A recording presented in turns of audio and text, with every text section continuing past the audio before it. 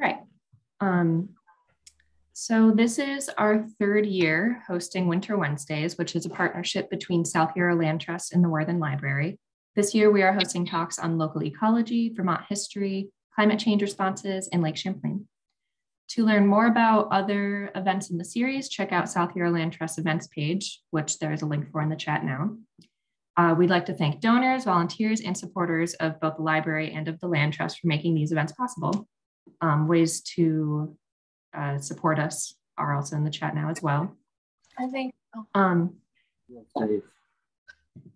So today marks the fifth event in our series, and we are going to be talking about climate change. Climate change is a topic that can be difficult to talk about in abstract because it is so massive in scale and numerous in implications.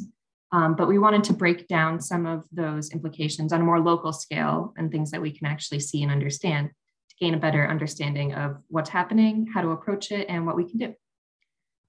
So our three panelists this evening will bring some perspective from their own fields that they work in on the issue.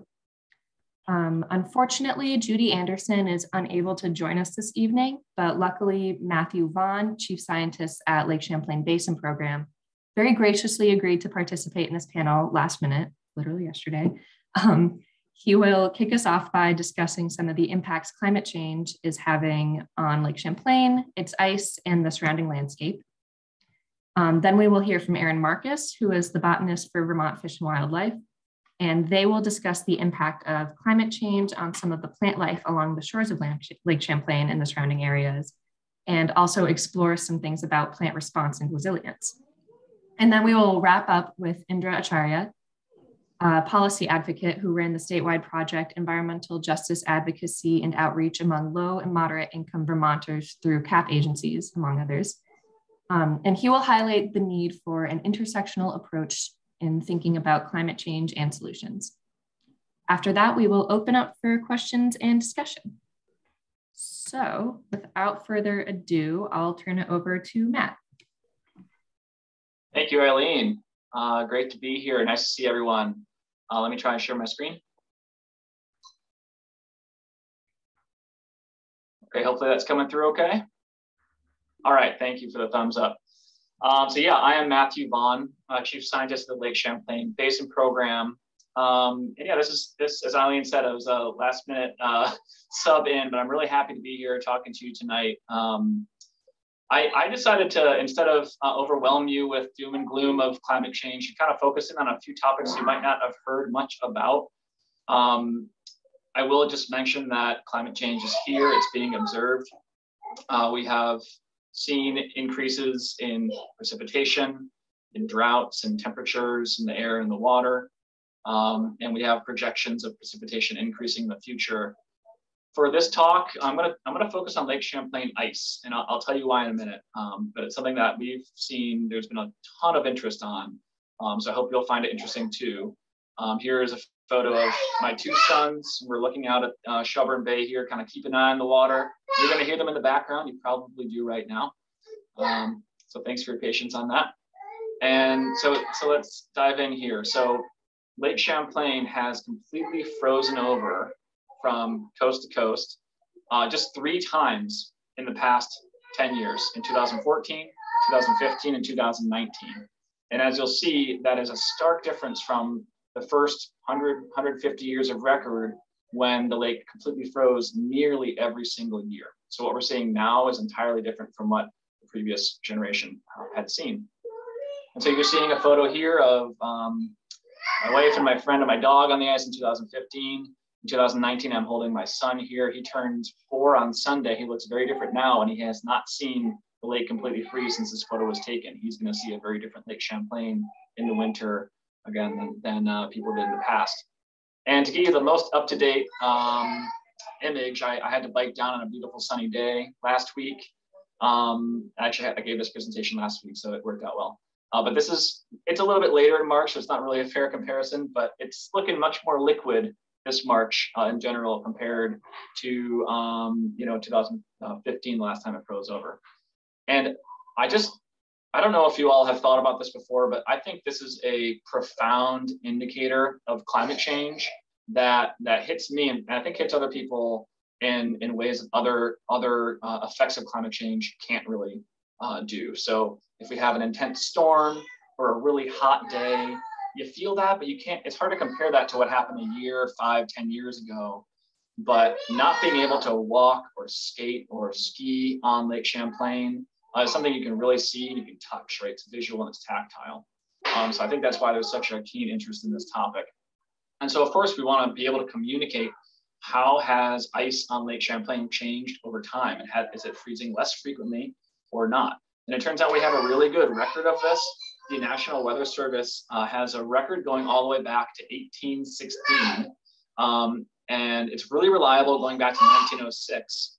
But before that, they relied on newspaper articles, commercial and shipping records, and whatever they can get their hands on to try to determine whether the lake completely froze over. And so this is a photo from an article, it's from Vermont History Museum, but it was featured in the Vermont Digger article on how people used Lake Champlain ice to get from point A to point B in the winter, because roads, as you can imagine, were nearly impassable, covered in snow. And then the lower photo here is from the standard, is the operations of the Standard Ice and Coal Company, which operated out of Burlington. And they harvested over 15,000 pounds of ice from Lake Champlain every year for ice cubes and drinks, and to keep food from spoiling year round. So ice was a huge part of life in the winter, more so than it is today, of course. And so the database, again, goes all the way back over 200 years to 1816. And for every year, it's very simple. They say the date that it froze, or it says not closed if it did not freeze that year. That's all we have going back over 200 years. So I'm going to come back to this, but this is, turns out we can do a lot with this record. So now I just want to show you from the sky what it looks like when Lake Champlain freezes, because I think this is pretty cool. So this is the last time it froze in 2018 and 19. So early December, of course, the dark color here, that's liquid water. It looks much darker. And then you can see a bit of ice starting to form up in Missisquoi Bay up here. It's kind of maybe some clouds too. And then by February 9th, really a lot of the lake is looking pretty icy besides the deeper sections of the main lake, which of course freeze last. By Valentine's Day, 2019, we had ice covering most of the lake besides the deepest parts of the main lake, which will be the last to freeze.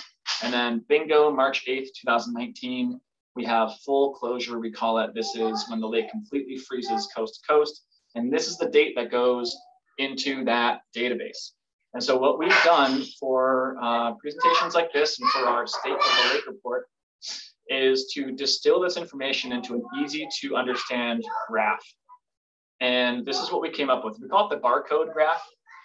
And we find, when we tour these graphics around to middle school classrooms and to folks like you to see how understandable they are, and people usually understand this one pretty quickly. Every year, going from left to right, gets a blue bar if the lake froze over completely and a red bar if it didn't. And as you can see, there's more red on the right here. So the Lake Champlain is freezing over less frequently. It's very clear, you can see it with your eye. And this is going back just to 1906, where it's really reliable. If you went all the way back to 1816 using those newspaper articles, it would look even more blue going back that far. So this again is easy for people to understand. I think it's been really effective, and you can see that there is a trend here due to a warming climate. I have been all over the news talking about this topic. We reliably get 3 to 5 inquiries on this topic every winter. It's been really surprising to me. I think we get more questions from the media about this topic than anything else that we work on. So for this time around, we wanted to dig a bit deeper and see what we could tell people about the future of Lake Champlain ice. So to do that, we go back to our data set, and I'll try not to get too much in the weeds and the technical details here, but hope you find this interesting.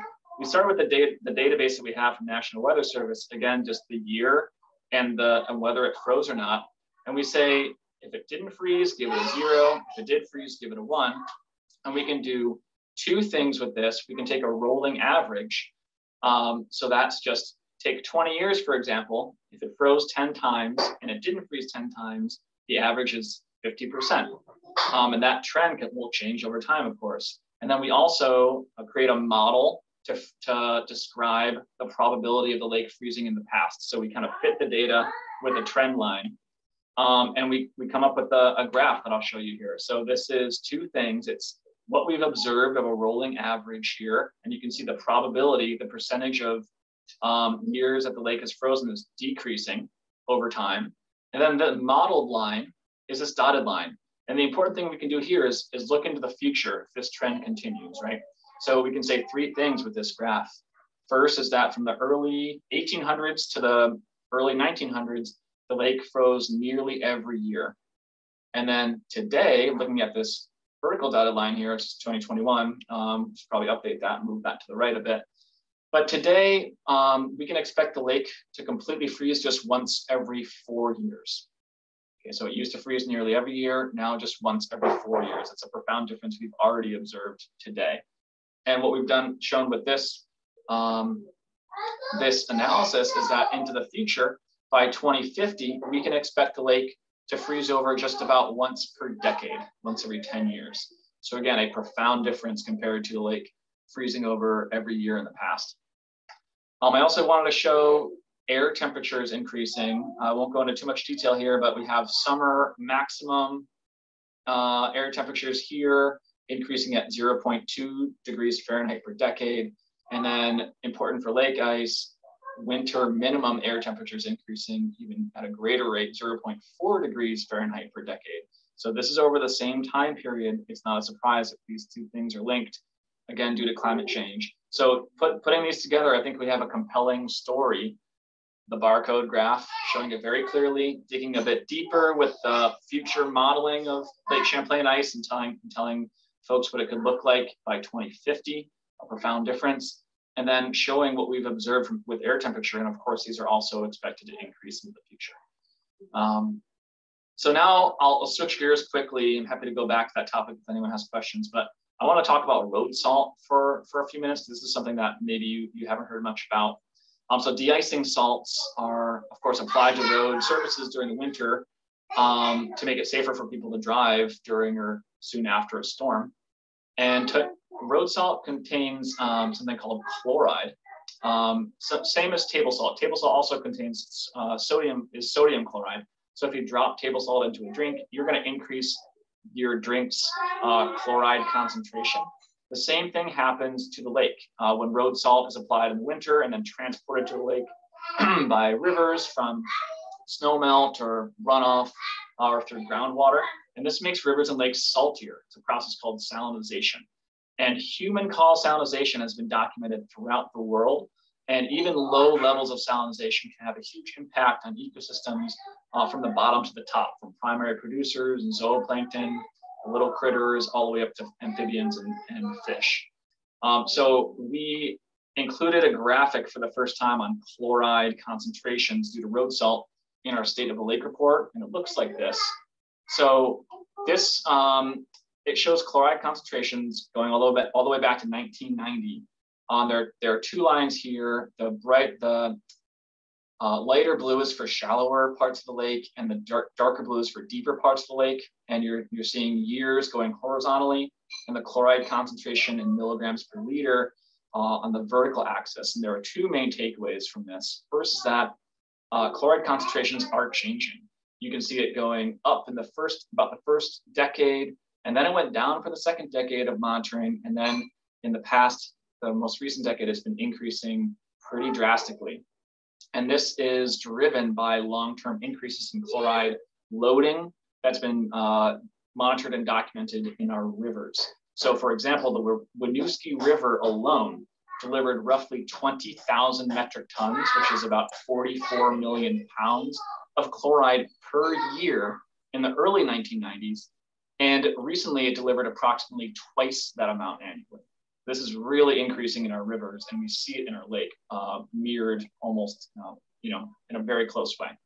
And the second point is that although chloride levels are rising, they're still well below benchmarks for aquatic toxicity that EPA has set for fish. So we don't really understand the impacts to our lower level biota and the ecosystem as a whole, but we know that they're not going to be toxic for fish. They're about 10 times lower than what we'd expect for toxicity there. So that's a better story, but it is alarming that it is increasing starkly. And these changes are directly related to climate change in the Lake Champlain Basin. We have more precipitation falling as rain rather than snow, and temperatures around the freezing mark, going back and forth between freeze and thaw, and more frequent freeze-thaw patterns. So that's led to more challenging winter road maintenance conditions and increased salt usage. So I wanted to close with a few tools that we're launching here. So I've developed a tool where you can go to a website and choose any date going all the way back to 2007, and then all the way up to yesterday, whenever you're looking, the day before you're there. And you can see a satellite image of Lake Champlain and its watershed. And so during the winter, if you want to see what the ice is looking like throughout the lake, you can click a date and kind of look at where the ice is and where it's not. If you want to look at previous winters for fun, you can do that. In the fall, you can see foliage. In the spring, you can see the watershed greening up and things, the leaves coming out. So I think this will be a fun and informative tool for everyone. There are a lot of clouds in our area, so a lot of times these will be covered with clouds, but it'll be, we're hoping to launch this pretty soon, along with some other tools. And this is another one I want to mention. I didn't have time to get into this, but there's a pretty good record of snow depth on Mount Mansfield. And I developed a tool where you can see how this winter's snowpack is comparing to previous winters. This winter, for this graph, this is every year from roughly September to July, the snow depth on Mount Mansfield. The blue line is this winter. So as a skier, this is pretty sad for me. We were tracking about a 15th to 20th percentile this year. But you can go, see how the snowpack is doing, see how it compares to previous years, and see how our winters are changing once again. I think that's the last slide I had. So, all right, yeah. I will end there. And Irene, are we doing questions now or just on to the next speaker? We'll hold questions until the end. Thank you. All right, great, thank you. So yeah, we'll have Irene go next. I'm start sharing your screen. Okay.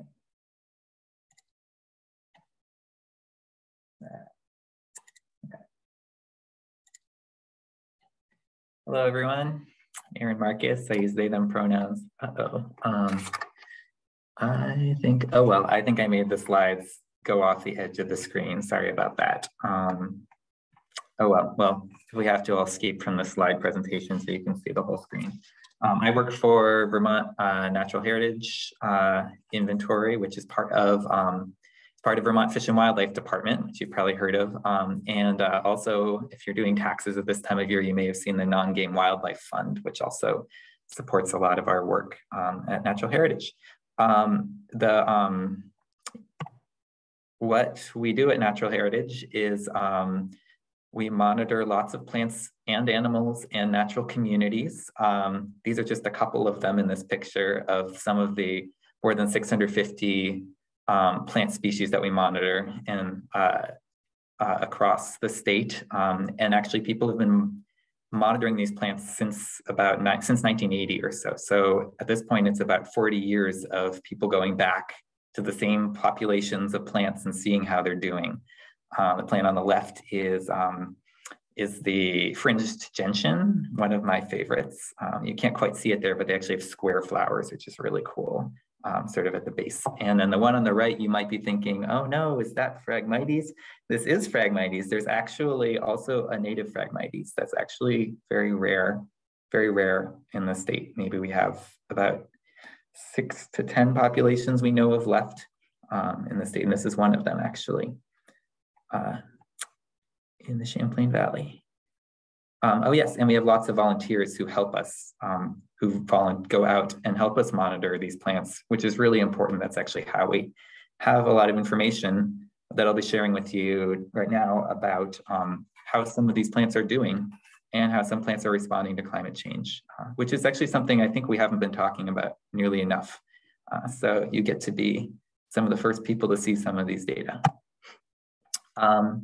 So this is a plant I monitor pretty regularly. This is the Harrywood mint, favorite of mine, maybe. I guess they're all favorites of mine. This is a threatened plant in Vermont. they're minty smell if you rub the leaves. They are a type of mint.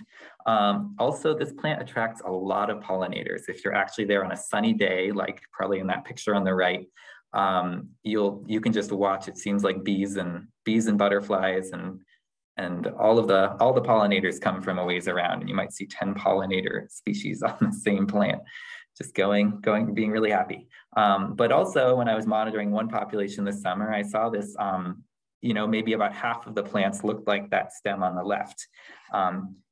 What does that mean? Usually I don't know. And that's sort of the thing that's one of the challenges we run into when we're monitoring plants is often we don't even know all the diseases that affect plants. And in this case, there had been drought all summer. And then this was like a week of really intense rainstorms. And how does that affect diseases and whatnot? We really don't know. So just want to sort of give you a sort of case example of, you're out in the field and you see all these plants that are maybe sickly one year. Is climate involved? Usually we can't tell. And we can see stressors like these all the time, but it can take decades or more to document declines and even longer to determine what's causing declines or changes in plant populations. And a colleague recently reminded me actually of this. Disease decline spiral. This is one way of thinking of diseases as applied to how trees, to tree death. In the middle is tree death, like what can cause trees to die over time. And you see climate change is one of the things on this sort of maybe off to the right. You can see climate change is one of the things that can stress, and it's probably becoming a much bigger stressor proportionately than looks like in that picture. But there are also all of these other aspects that can contribute to a tree, an individual tree or plant dying over time. So what that means is it's often hard to say what's causing declines because there's often so many things contributing. And so that can be difficult when you're seeing this presentation, keeping in mind that we often don't know for sure what's causing what. But there are a lot of things, pointing to climate change in certain cases, often working with other factors as well. And the other thing is this is really for individual trees. So this is really kind of a new science in terms of when we're talking about whole species declining or whole ecosystems declining. This is still, I think there's so much we don't understand about this yet. So I wanted to give you some good news. There are going to be plants here in 2100 or 2050 or whatever. There are still going to be plants here, and many of them. And some plants aren't showing signs of decline. In fact, actually some of them, like the great lobelia on the left, is actually a rare plant that we track in Vermont we track as a rare plant, but actually that species actually seems to be increasing in the wild for whatever reason. Is actually not necessarily related to climate, but some plants actually seem to be stable or doing well, or at least we're not detecting declines yet. And it's expected that some plants will benefit, though overall, we're really concerned that the number of species and sort of the complexity of ecosystems that we're seeing is going to deteriorate to a degree. So on the right is wood lily. That's another favorite plant. Similar to the other lilies, but you can see how the petals at the bottom sort of come together, curl together. Another plant of many plants is sneezeweed on the right. We seems to be doing okay lately. And one on the left, this is actually a plant that's actually really kind of nearly an alpine plant. So this is a really cold loving plant that we only know of in a few places in the state. And white mountain saxifrage actually may be declining, but we haven't actually detected, one of many plants that we have not detected any declines. That said, when I photographed this plant, there was very little indication that they're flowering. So that could be an early sign that they might be declining. Anyway, that plant is succulent. You can see along the edges of the leaves, they have these really cool little node. They're actually calcium that comes out of the rock. They take calcium out of the rock and actually absorb it and then sort of put it on the edge of their leaves like that. And all of that to say, I wanted to give you some good news that some plants are doing okay. Actually, many plants seem to be doing okay so far. But also, we do have plants go extinct. So that is very real, and it is happening. And this is actually a plant that went extinct way back in 1893 on the Winooski River, actually, maybe before it got as salty as it is now. This is called Robins's Milk Veg. I'd love to actually move away from naming plants after people, but I can't find another name for this plant. Anyway, the Robins's Milk Veg, this was the only site in the world where we know of this plant growing, was in a gorge pretty close to Burlington and Winooski on the Winooski River. And a dam was built, in 1893. And this is the last record, one of the last records we have of this plant. It's actually related to a plant that is globally rare, only 3 sites in the world, that is still around, but it is actually challenged by a lot of the effects to our water, to our effects to our rivers and lakes of climate change. This is the Jessop's Milk Veg. So I think you're probably thinking, okay, well, the first place we're going to see effects to our plants, to our rare and endangered plants from climate change is going to be in the Alpine Zone, right? That's actually what I thought maybe 20 years ago. But the weird thing is it's actually not where we're seeing effects so far. I don't want to say that it won't change, but we actually haven't seen all that many declines in the Alpine at the moment. I think what it means is it could mean that the Alpine zones are going to be maybe they're going to be they could be places of resilience. They could be strongholds sort of for some of these plants to persist. We are seeing evidence. I mean, there is some research coming in showing areas that the Alpine is shrinking a little bit, but maybe not as fast as I was afraid it might.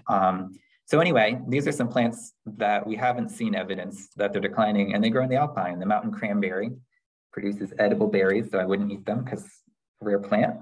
And dwarf birch. There are only a few individual shrubs known anywhere in Vermont boundary, all in the Alpine Zone. They're small shrubs, a couple feet tall, and they've been sticking around for individual shrubs of many of these species in the Alpine can persist for decades or centuries. That said, sometimes it's really hard doing surveys. And one place we are seeing impacts is actually in our sort of what I call subalpine. So these areas like cliffs below the Alpine Zone. Here we are actually on the left, we're collecting seeds of the Highland Rush from a cliff. And then there are many plants actually like that saxifrage I showed earlier. That little red circle is a little patch of saxifrage on a cliff. So sometimes it can be really hard to even get to these plants without a drone to figure out how they're doing. Over time. But some of these cliffs, what we're seeing is not necessarily just changes in temperature, which is I think what we were looking for, but a lot of changes in the water cycle. So that really feeds into changes in Lake Champlain, changes in rainfall patterns, and how wet these cliffs are that usually are very wet places, but now are experiencing more droughts. And here's a plant where we are seeing a very strong link to climate change. This is early thimbleweed, a type of anemone growing in, actually the remaining site is also on the lower Winooski River, similar to that milk vetch I showed at the beginning. We used to have 4 or 5 populations we knew of in the state. There's only 1 population left in Vermont. And in some of our neighboring states, also this species has already disappeared. This is a more Arctic plant overall, so there are places where the plants are probably going to persist, hopefully, but certainly in the northern U.S. or at least northeastern U.S. region is not looking very good.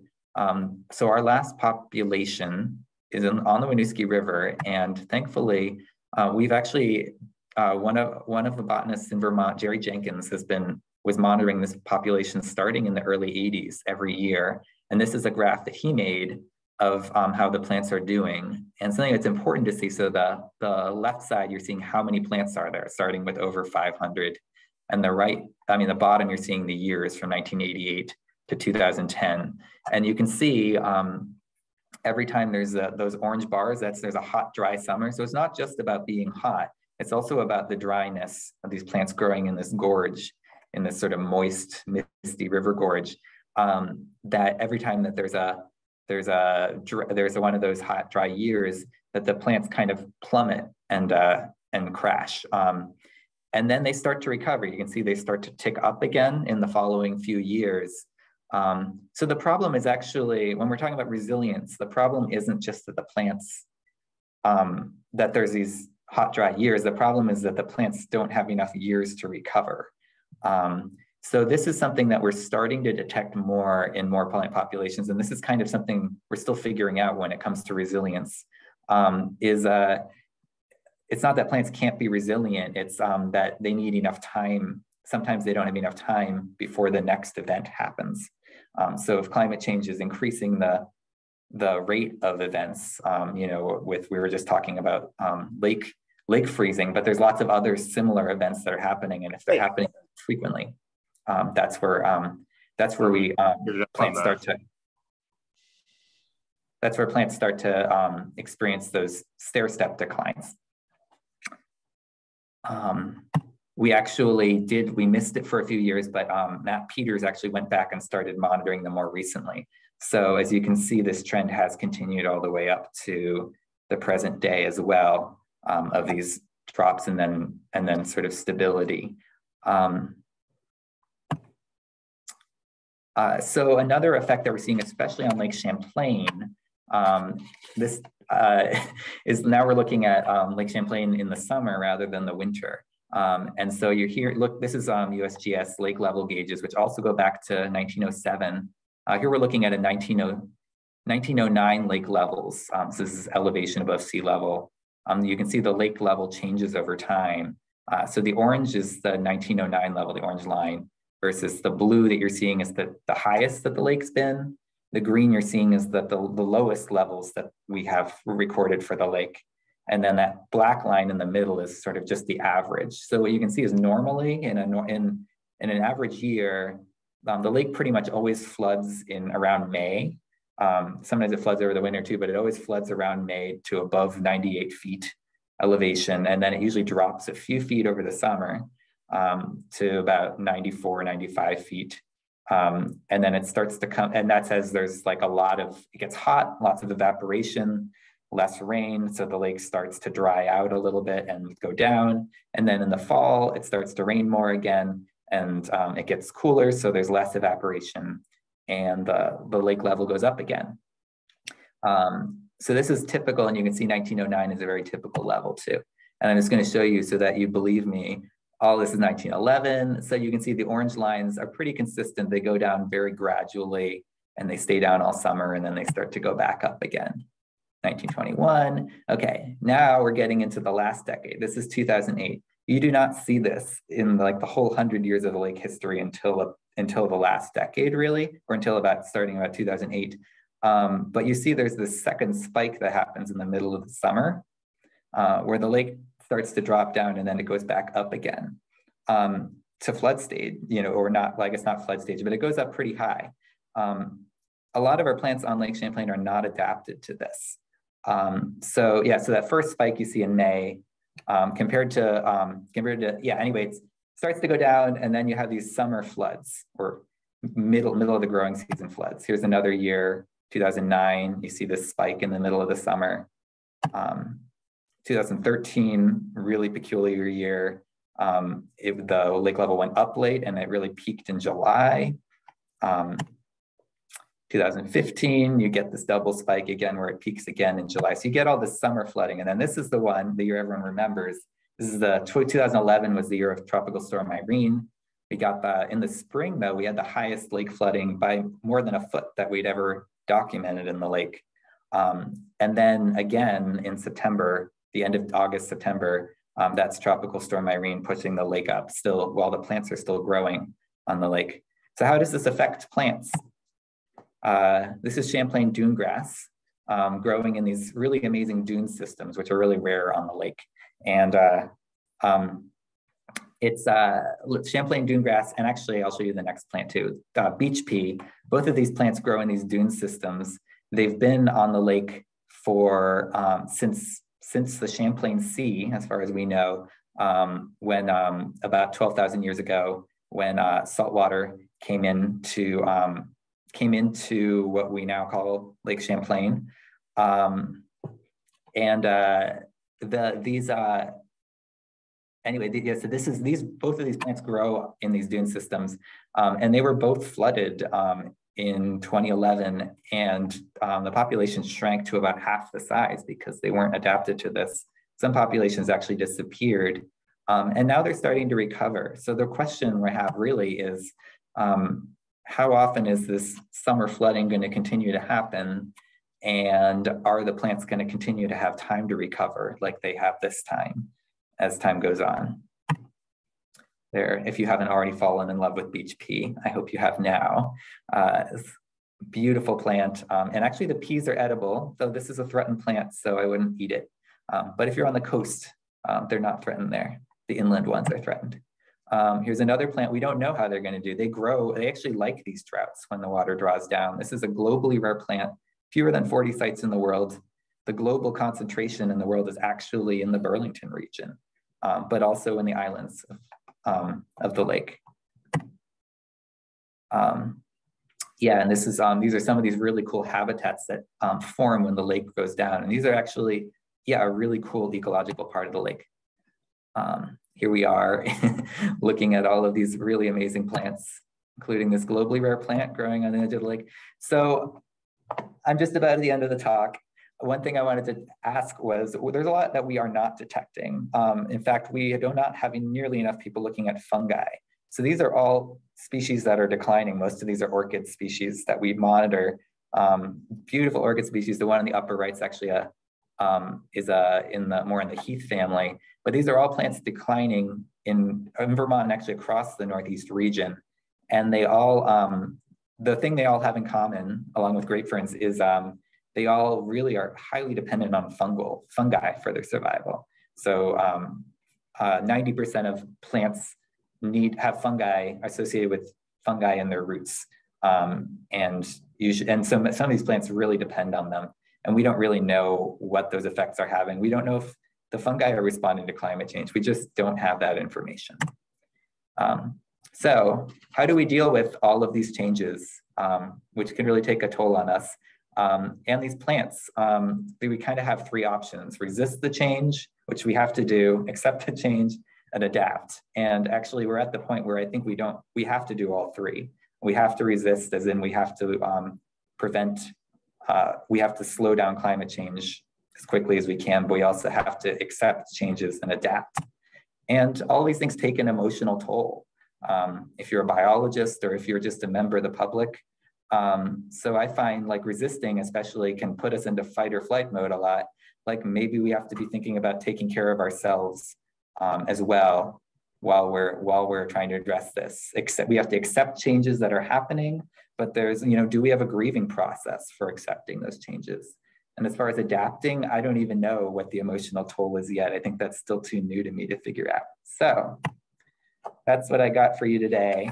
And I'll pass this on to Indra. Thank you, Aaron. As someone who practices social science, it's gonna be really hard for me to keep up with this natural scientist. So I work primarily on strategy, policy, community engagement, that kind of stuff. And recently, as it relates to climate change, I helped the Climate Council draft his just transition policy and work with low and moderate income families in Vermont. One of my wonderful friend who worked there is also here. So Tasca, good to see you. And here are two presuppositions that I'm making. One of them was we do believe that climate change is real. And I thank Matt and Aaron for making it clear that it is real and it exists, it's out there. And the part that I wanna focus more on is how do we really focus on the need of those that are marginalized in our community, those that are impacted the most based on who they are. And that's what I'm going to be focusing on. I'm not going to have beautiful pictures on my slide. Again, I teach social sciences, so it's not going to be that beautiful, but I hope we can have a conversation after. More so than me talking, I prefer to have conversation, but I'm going to follow the format. So, like I said, how do we really include the voices of marginalized communities? That's going to be my focus. The first thing is, why do we even need to consider this approach? Like, why should I even be talking when we have, wonderful scientists presenting us, trying to convince us, showing us beautiful pictures? I think the first thing that we do need to accept is that people are not affected equally by climate change. Your vulnerability, even as we, try to adapt, as we try to resist, or, move on with our life, like your income status really does determine how vulnerable you are.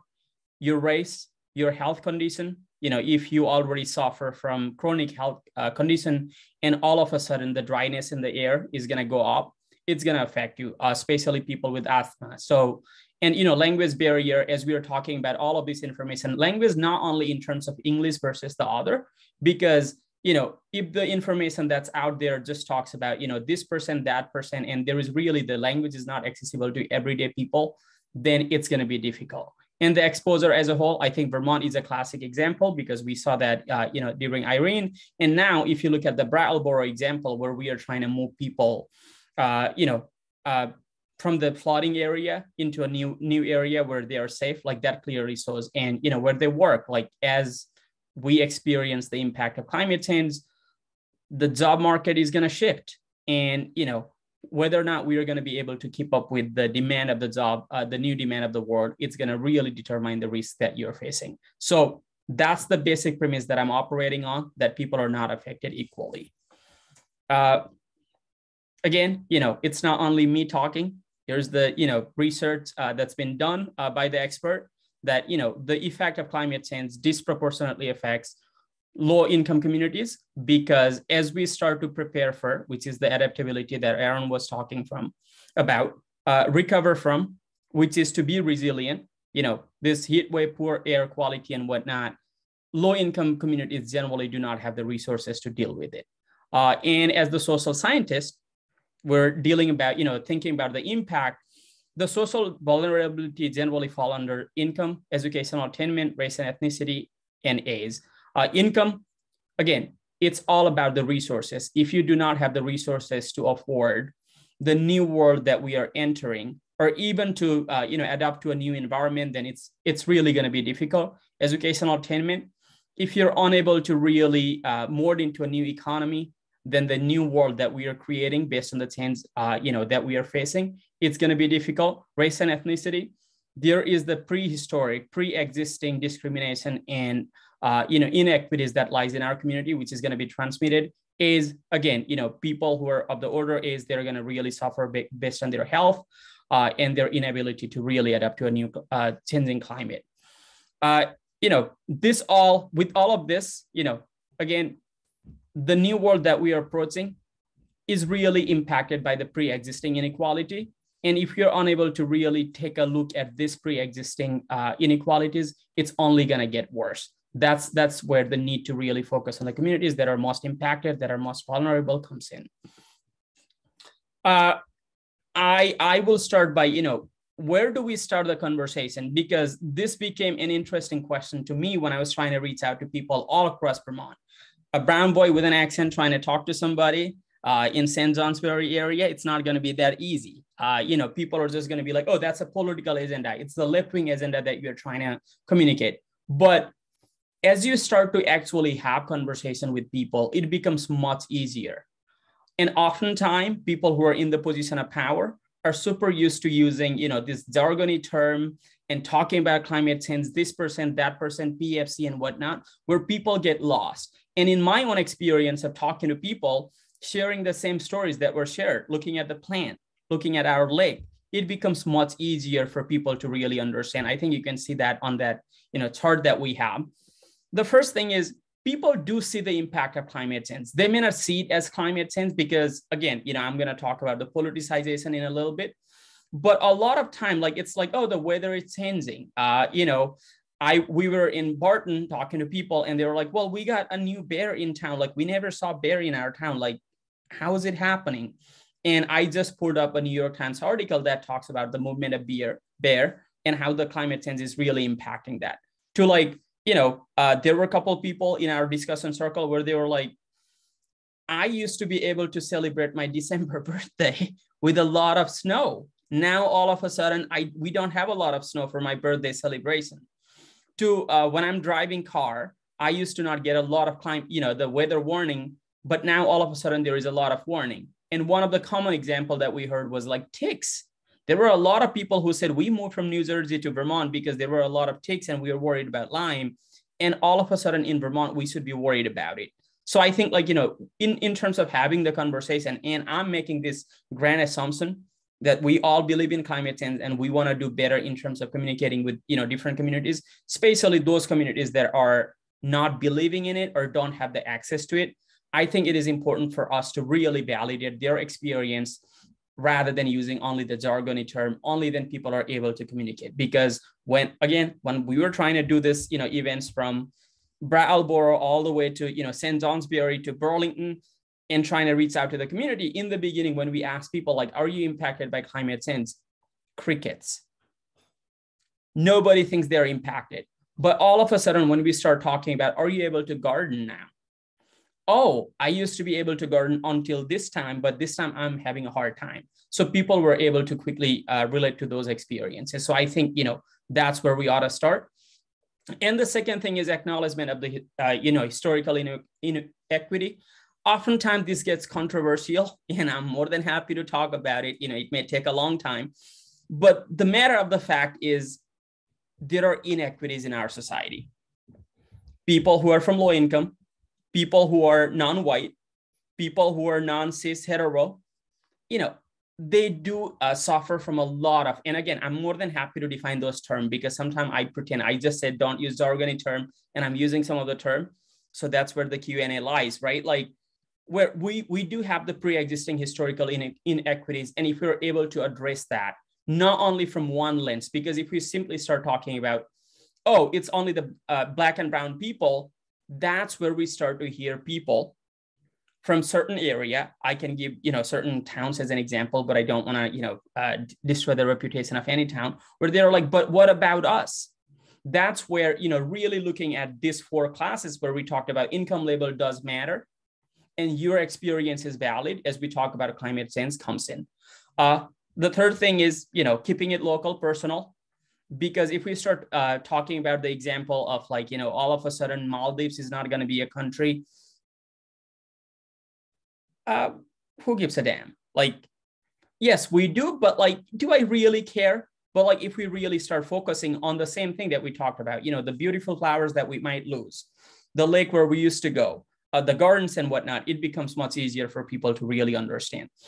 And I'm going to talk about no politicization of the issue, but I have not figured out the formula yet because climate change has become this political term rather than a scientific reality, for many reasons. And it may take another session for us to talk about it, but oftentimes it is politicized where to a point, people are unable to really have a conversation.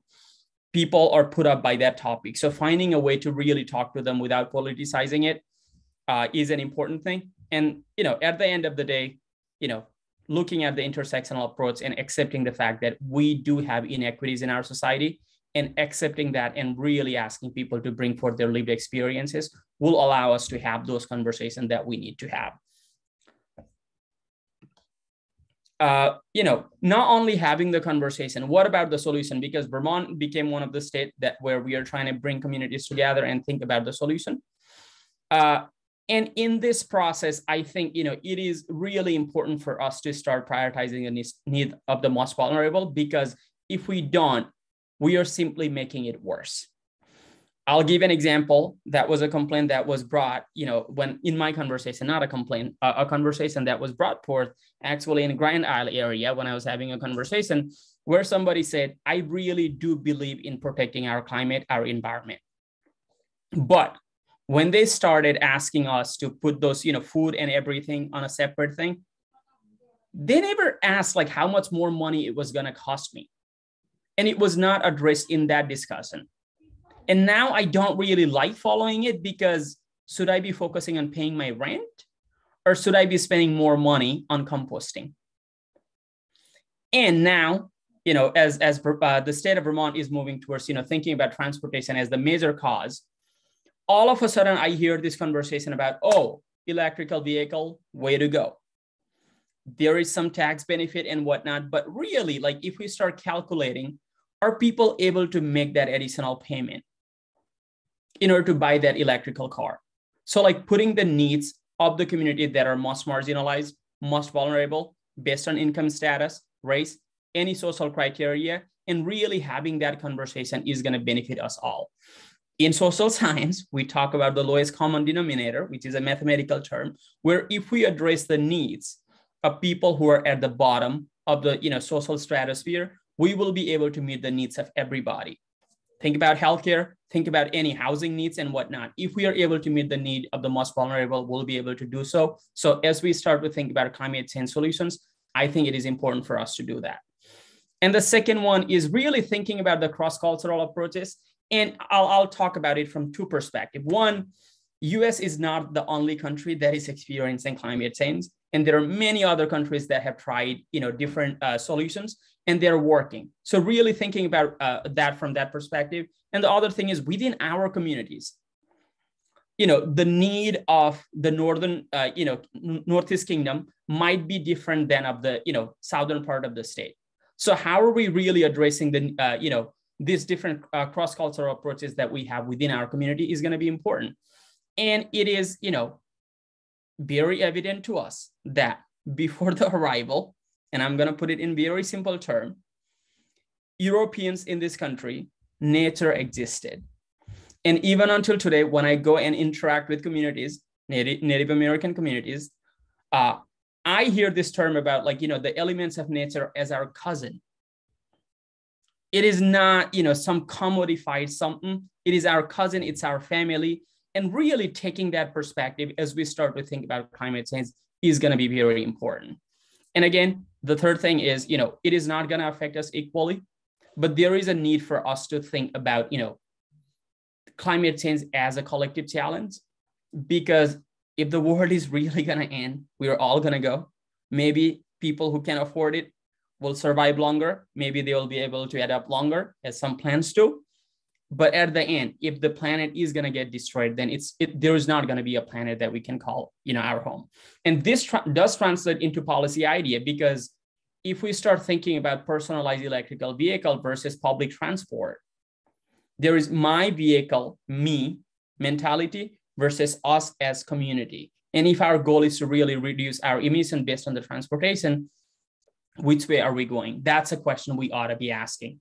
And, learning from and with one another, this is, this kind of became very salient point to me when I was doing this outreach and really listening to people, because like I said, from within the, Native American community, there is that concept of climate is our friend, it's our family. Two, we have resettled refugee family, just like mine. I came from a refugee, I call Vermont home, pure native Vermonter, because Vermont was the only place that gave me the first identity. It's a joke, please laugh. But anyway, no, I do identify with Vermont. Like when I was talking to people, they talk about their stories of having to leave their place because of climate change, that struggle and whatnot. And the lessons that they have learned, it's going to come true when we are hardest hit by climate change. And we have already started to see, climate refugees moving into Vermont. It's true, it's happening. So really, learning from those communities and not thinking of those communities as burden, but rather learning together, because we all love Vermont. That's going to be very important as we try to be resilient and adapt to this new world. And finally, thinking outside of the established norm, because when I was talking to somebody, it was in St. Johnsbury, one of the member in the community said, when we think about solutions, they come to us and say, let's buy this, let's do this, let's increase that. But I've never heard anybody start to talk about let's stop commodifying everything and increasing the consumption. Why can't we go that way? Right? Why does it have to be let's electrify all the vehicle versus, really create a good public transportation system? Are we still giving the benefit to those big companies who have benefited and have destroyed the climate? Or are we going to take a new approach where we really focus on us, the community, the Vermont community? I think that's going to be important. And finally, I'm going to leave us all with this term, environmental justice, and has this sound of, social justice warrior, whatever. some people don't like it. We can talk about it some other time or towards the end. But at the end of the day, it is, the fair treatment and meaningful involvement of all people, regardless of all these identities, with respect to development, implementation, and enforcement of environment law, regulation, and policy. So as we are thinking, as the state is thinking about developing all this policy, let's really include all of these communities that exist within our community and respect their lived experience. That's the message that I have. And again, I know it was more boring than all the pictures that we have had, but I hope, at the end of the day, we can really focus on the need of people who will truly suffer at the end of the day and really take that intersectional approach rather than thinking it's only one community that's going to be suffering the most. So thank you all. Okay, thank you so much, Indra, and thank you to Aaron as well for your presentation. Matt did have to leave, so he will not be partaking in the Q&A section, but I'll just start us off with the questions that we have so far, I believe. Can I just say, Indra, not at all boring, and what you're sharing is really important. No, that was great. Not boring at all. Okay, so Mark Kennedy asked a question for both of you, Aaron and Indra. First one is, what in your estimation are the most important individual choices we can make to mitigate climate change, even as we also adapt?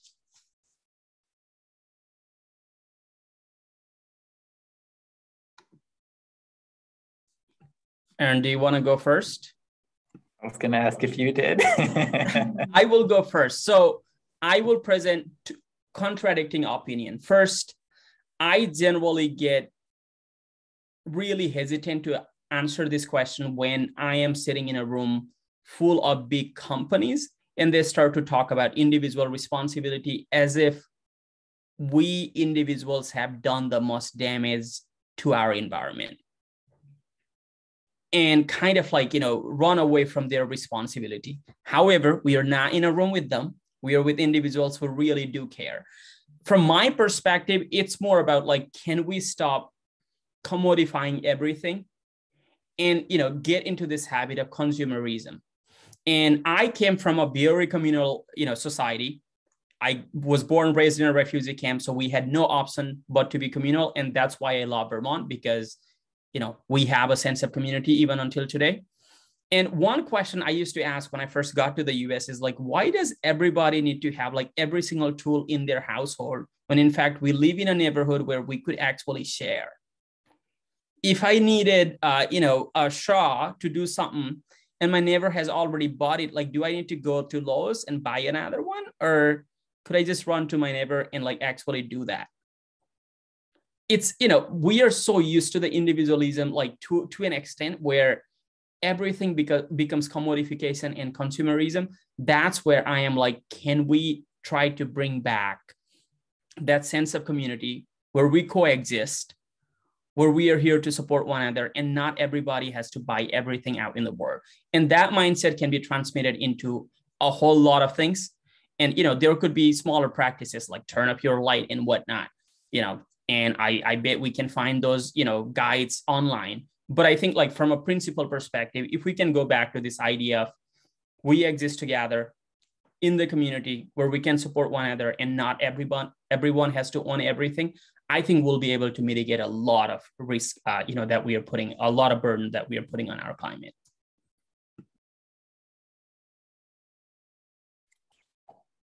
Wow. Yeah, love that. And so to piggyback on that, I think, yes, there are things that we can all as individuals do in terms of reducing our carbon budgets, while still understanding that these are much bigger than any individual person. So yes, I sold my car 14 years ago, and most of the field work I do is actually on bicycle and bus. But also I think it's really important when you're getting involved in thinking about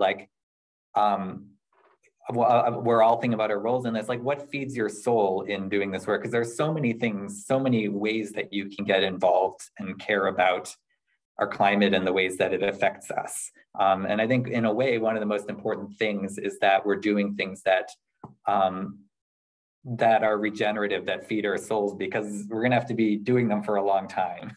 And so it's not just gonna be done in a year. I think regarding what you said about commodifying, that's really resonating with me too. And I think there's a lot of parallels with the plant work. Like, like when we're talking about resilience with plants, you know, like let's say that you work 3 jobs, not that I've ever done that, or that you're working more than 40 hours a week, not that I've ever done that, and maybe not getting enough sleep, maybe you're experiencing racism and sexism or adversity in the world.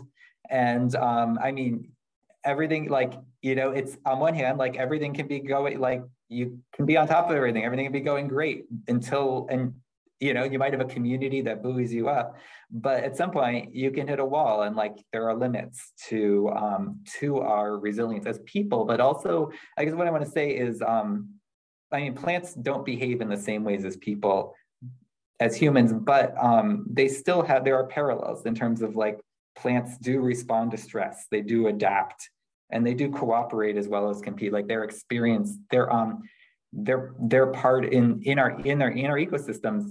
They're also experiencing stresses, and they've shown in Vermont, in this region, it seems like they're being actually particularly resilient, which gives me a lot of hope. But we can be thinking, so no matter where you live, we can be thinking in our yards about like, how can we build that resilience? That can be in your gardens. It can be planting species that the insects, like, you know, native species that feed insects and wildlife. And it can be, yeah, thinking about how our homes are part of a much larger ecosystem that needs to be resilient right now. And the more resilient and connected it can be, the more options and adaptability our wild creatures are going to have. I think I'm going to add one more thing, like channeling my advocate role, is like, you know, when I show up to a room discussing about this issue, again, there are people with vested interest and organizations that have vested interest based on what they need. And a lot of time, the real people, real Vermonter, will be impacted by these issues, generally don't even know that it is happening, as the state is trying to develop its plan for 10 years later. So, you know, since we are trying to take on, do show up and make some noise, because at the end of the day, it becomes really difficult for them to ignore the individual voices. And if we are going to do public engagement, if there is going to be different sessions where only this, you know, companies who have the access to get their lobbyists and whatnot to show up, I highly doubt, and I might get fired from some of my contract, but you know, I'm not trying to keep them. That's not going to solve the problem faced by like everyday Vermonter. So for us, like everyday Vermonters who are actually suffering and who actually do care about these issues, to show up and simply say, listen to our voices is going to matter. So, you know, showing up to those places, I think, is important.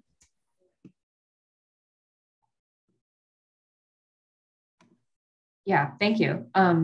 So that was Mark Kennedy's question that he asked first. And then the second question he asked is, what are the most important public policies for which we need to advocate to mitigate climate change? Again, also as we adapt.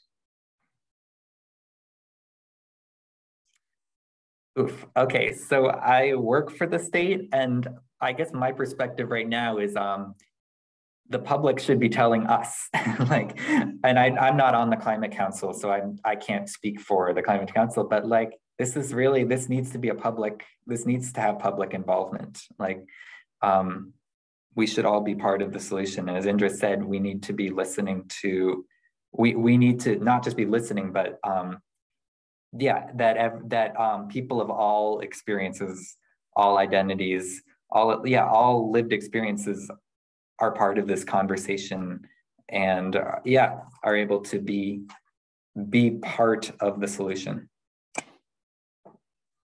And I can't really endorse one policy over other. That's, you know, kind of the restraint that I have. But one thing that I will ask is, like, from the principle, are any of the policies that are being passed really addressing the need of diverse Vermonters? By diverse, I don't simply mean based on race. if we are drafting a policy act and simply looking at it in county and ignoring the native people living in the Northeast or the South, that's not going to solve the problem. And if these policy solutions are really driven only by, young people, I do believe that, young people should be listened to because it's going to be their future planet, and, they should be worried. But if you're really not addressing the need of like elder Vermonters who are going to suffer every day moving on, it's not going to be, a policy solution that's going to support us. So I think putting that intersectional lens that I talked about in any of the policy solutions that we read is going to be important. But, I am constrained based on the work that I do with different organizations to advocate for one specific policy.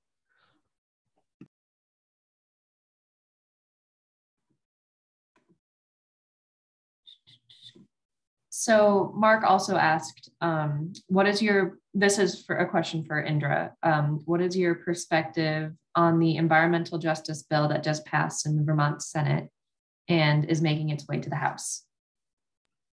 I personally do support it. I think, keeping the marginalized community at the core is going to be important. And I have been a part of this discussion when Senator Acacia a long time ago was now running for office, was talking about it. I've heard about it many times. I think it's going to bring in the equity, but that's my personal opinion. And again, since this is a campaign season and I'm not endorsing any of the candidate, it's going to be difficult. But I do believe that, my entire presentation was simply that we have to, pay attention to the experiences of marginalized community. So I think it is important that we pay attention to that.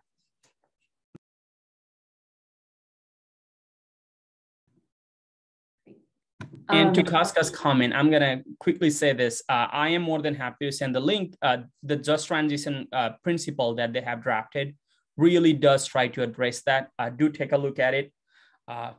And to her last point, I was helping them draft it and guiding that discussion in the beginning.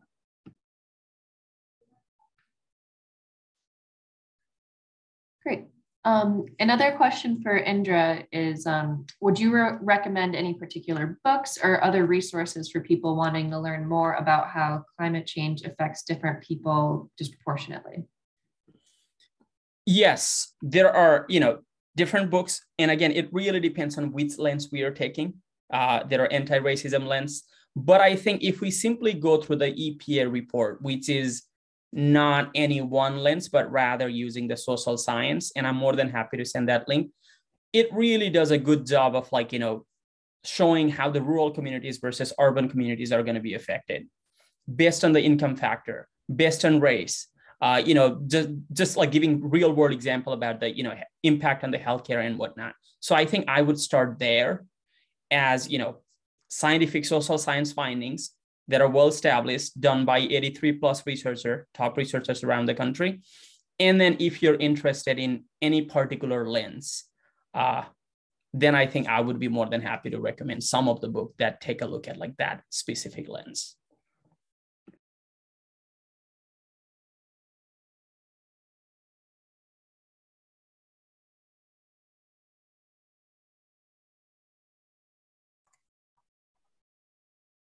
I'll just put a reminder. If anyone else wants to put a question in the chat, feel free. There's been really great questions so far. Feel free to put it in the chat, or I guess you could also raise your hand too, Eileen. Are we able to do that? Yeah, if you would rather just verbalize your question, you can raise your hand and I'll call on you.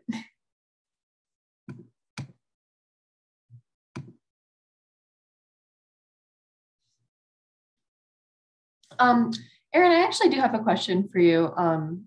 You showed us all those graphs of how in the early 20th century, lake levels were pretty consistent throughout the year. It would just peak in May and then drop off throughout the year.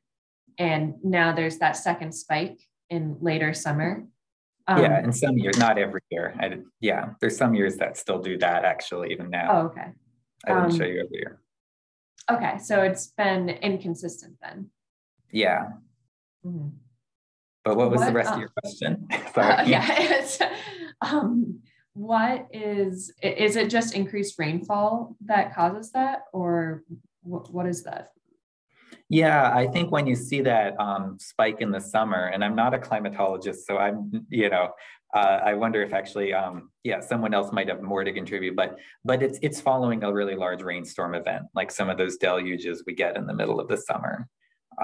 If it's a big enough deluge in a particular watershed, then you can see it if it can affect the rivers and the lakes in terms of the water levels.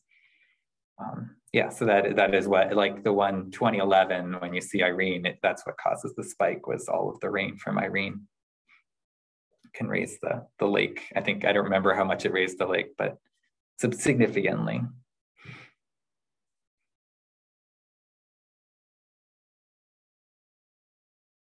Yeah, one thing I didn't really speak to because I was kind of rushing through the presentation but I hope you captured it. It's just how much I love these plants and how that I think I don't want to be commodifying these plants like we were saying, like they're really incredible. And I hope we can still continue to live with all of these incredible plants on our landscape as part of these communities and not give up on them. Not so much a question, but a comment. But I myself I'm one of the plant conservation volunteers, and so I would just give a shout out to Aaron for helping coordinate us and keep all of the volunteers going. And it's a really great program. I feel like I would just encourage anyone, if you're a plant lover and you want to explore new places and get to know plants that grow here, it's a great program. And you don't need to be a plant expert.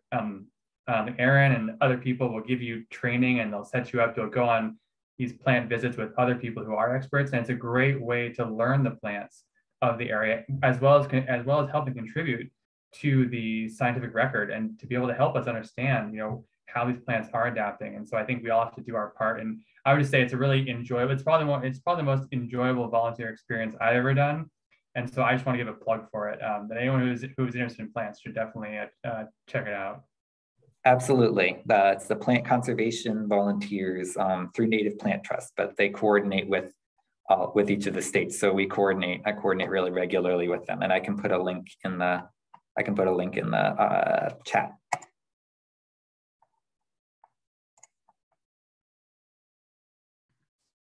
So Mark Kennedy has asked a very big question, if either of you would like to touch on it a little bit. But he asked, how do we transform the economy?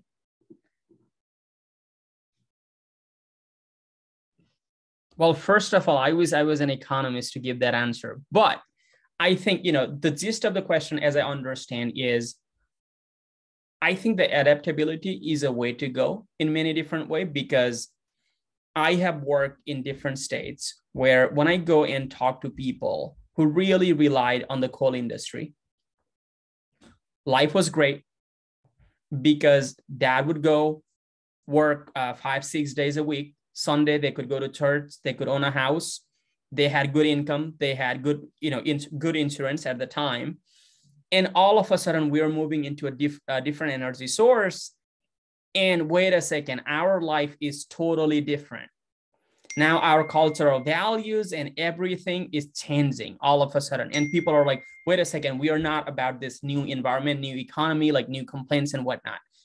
Instead of really thinking from that perspective, if we really try to invest in the communities that are impacted the most, in retraining as the world move forward, and really educating the people about the new world economy that we are entering in, I think it's going to be much more easier to do that, because I have worked with communities in West Virginia where I've interacted with people, and it becomes really difficult because they see me, and I'm not going to lie, I am very liberal, and for them to have a conversation very openly about any of this issue, it becomes challenging. But I don't start there.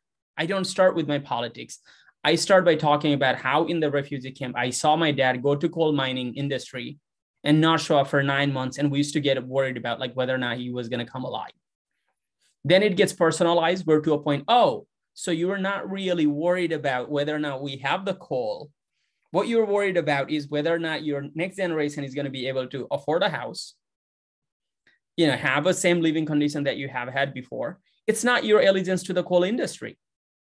It's about your survival. And I really do commend that, because protecting your family, trying to live a good life, I think is a good thing. So as we start to really transform into new practices, new economy, prioritizing the need of the community that are going to be impacted the most. Like there will be some business that are going to go out of business if we really go into this, new transform economy. And if we simply say, oh, well, now we are changing, go do whatever you want, that's when we are going to start to see the opposition. People are going to be against that particular thing. And it looks like they're trying to fight for the old days. They're not trying to fight for the old days.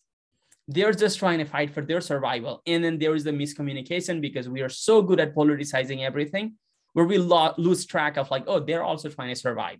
So I think like as we're trying to transform the economy, seeing one another as human and simply saying, okay, yes, this new economy may not really meet the need of your family as it used to in the old days, but how can we really support for you to adapt to this new economy? I think is going to bring people together. And I've seen that happen in many different conversations that I've had with people who are from the coal mining industry, where in the beginning, they think we are talking about totally different. Oh, you are the liberal from Vermont. I am here. Like, we are not going to get along. But after you talk for a bit, it's like, no, we're talking about the same thing. If my family was to go through that transformation, and I saw that sudden shift between my dad's generation and my generation, I'm going to get pissed. I'm going to get pissed. So like your anger right now is justified, but you're not like trying to, show your allegiance to that old industry. So I think like as we're trying to transform our economy, we should forget that, people are not trying to keep that. It's more about their survival.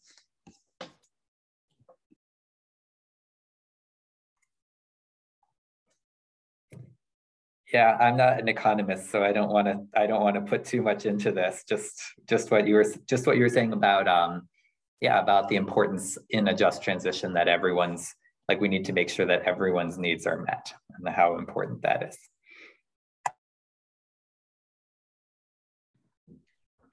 Okay, so I think that might be a good stopping point here. I can, I think Char and Bill. Oh, Char and Bill haven't. Yeah. Go ahead. Oh, well, I was just going to pick up on comments about what can be done locally and can benefit the whole community. And one thing was mentioned specifically about the chlorides in the road treatment. And I think that that's something that happens at the local level, and that's something that each individual, because they're smaller areas, would have something to say.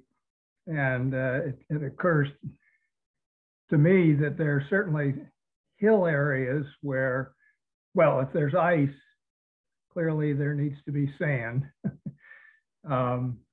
And if it's really cold and it melts with the salt, then they have to put more sand because that freezes after it melts. Anyway, there's a lot of flat roads here that maybe can do very well with just sand, or even not even treating them, but plowing them. There are areas where there's hills where obviously it needs to be done. That's one issue would be interested in your comment. And the other is we were seeing something that we hadn't been aware of, and that is the geothermal, the very large geothermal plants, which affects the whole community in terms of providing clean sources of energy. Those were in Utah, we recently saw. In Utah, which you don't think of as being very wet. We certainly are wet on the islands, and if you dig a well or dig a hole, you sometimes get water coming up. So that, and we are, at least we're all, our electric company is a co-op, so we all have a stake in it and have a say-so in it. And I think it's wonderful that they've had the community, the larger arrays that the VEC has put in.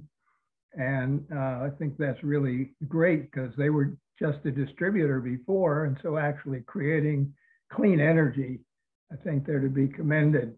The geothermal, of course, doesn't take away farmland and has some other benefits. And it'd be something that maybe we can, if we're interested in that as members of the VEC, ask them to look into a larger geothermal plants here on the island.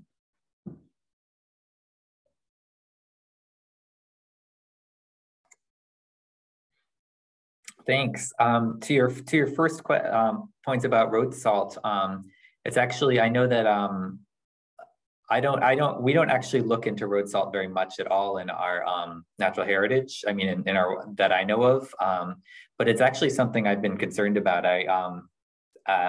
And it's something I'd like to look into more in terms of also, yeah, the effects that salt can have on plants, because obviously plants, they're made out of a lot of water, a lot of water, and salt can definitely affect their health significantly. So at what point do things get salty enough that we're actually going to be seeing effects on our plants? I don't think there's been actually enough research on that, especially as we're seeing our lakes get saltier lately. So I'd be really curious to learn more about that.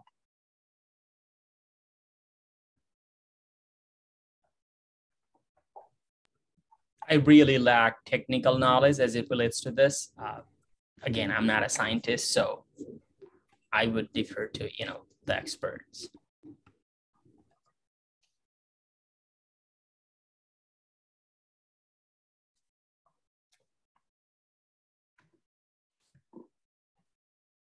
Well, okay, I think that would be a good stopping point there then. If anybody has any more questions, last chance here. Otherwise, thank both of you very much, Erin and Indra, for your presentations, and thank you to Matt, who's not here. But and thank you all for coming. I'll be sending a follow-up email with a recording of the presentation, as well as some of the resources that we talked about in the discussion section. And yeah, don't forget to see what other events we're hosting at South Lahira Land Trust for Winter Wednesdays and also in general. And you can check those out on our events page. And yeah, thank you and enjoy the rest of your evenings. Good night. Thank you, Indra. Thank you so much, Erin. Thank you all. Thanks, everyone. Thanks for the great questions. That was like really interesting. Yeah, thank you. Easy. So you can speak that.